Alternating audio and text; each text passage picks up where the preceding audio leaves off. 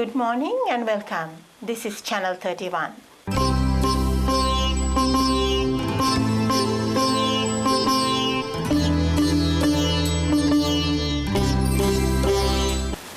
In our studio today, we have Marina Ediriweera, who has been engaged in community work for the past 3 decades. She is no stranger to us. She is the wife of our own Kingsley Ediriweera. The Sri Lankan community, the expatriate Sri Lankan community in Australia, are fortunate in many ways. Living in a multicultural society, we are encouraged to maintain our cultural identity while assimilating into the mainstream Australia.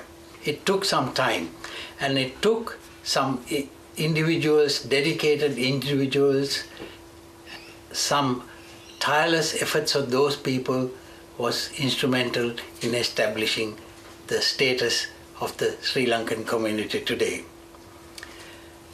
To talk about the brief history of our community, we have in our studio a person who has seen it all, and a person who has done it or had a hand in every aspect of the development of those cultural and social activities in Melbourne.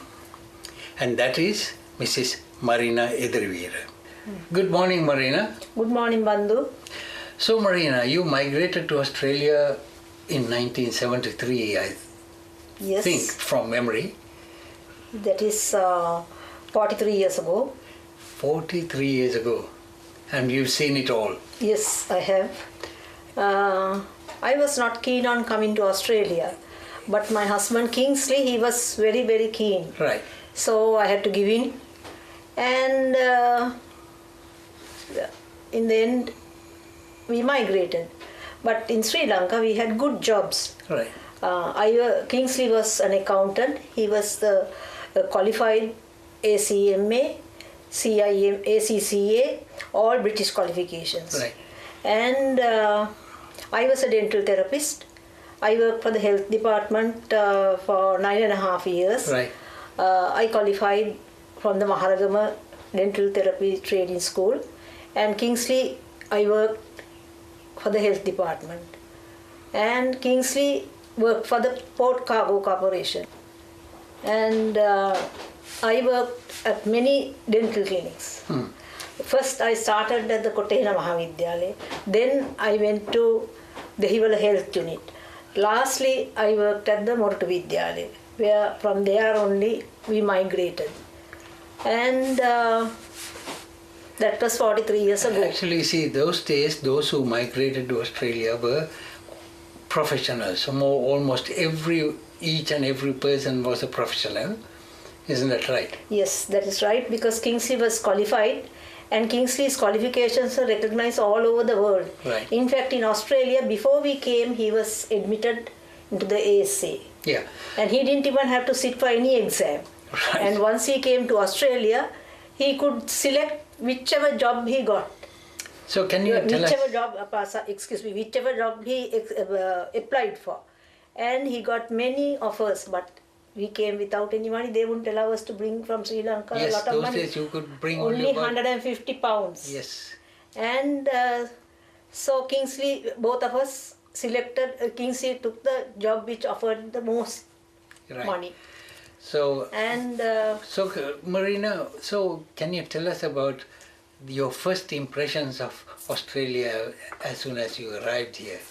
Well, Kingsley, myself and my 2 sons, Neil and Sydney, we arrived in Australia on a very, very cold June month.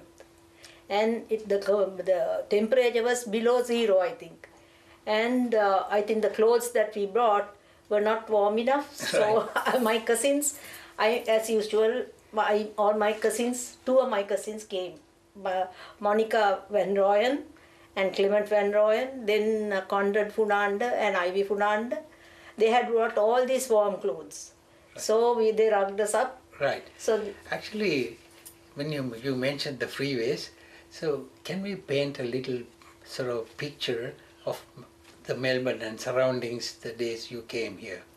Well, from the airport, we came to Glenwaverley on the freeway. But not. There was no, the freeway was only from Kooyong to city. I didn't even know which way we came. All I know is we came to Glenwaverley.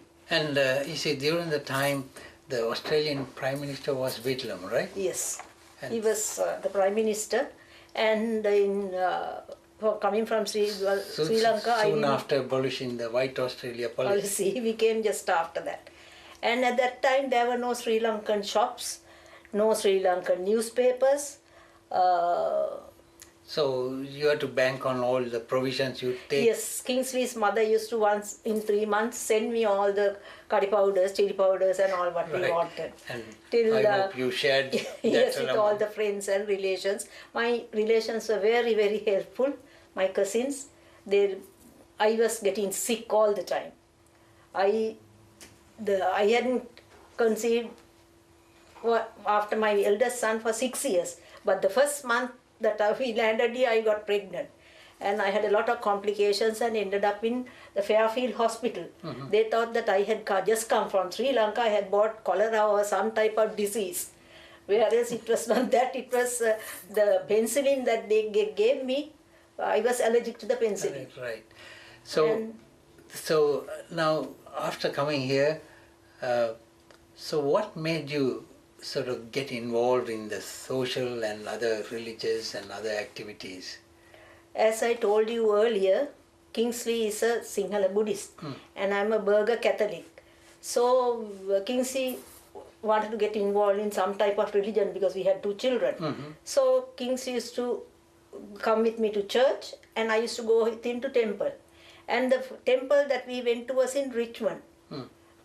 It was Mary Street, and it was a small house, and all sorts of nationalities came there. It was called the Buddhist Vihar Victoria, Buddhist Society of Victoria, and the president was a Australian lady called Elizabeth Bell. Yes. So for Vesak was a big event.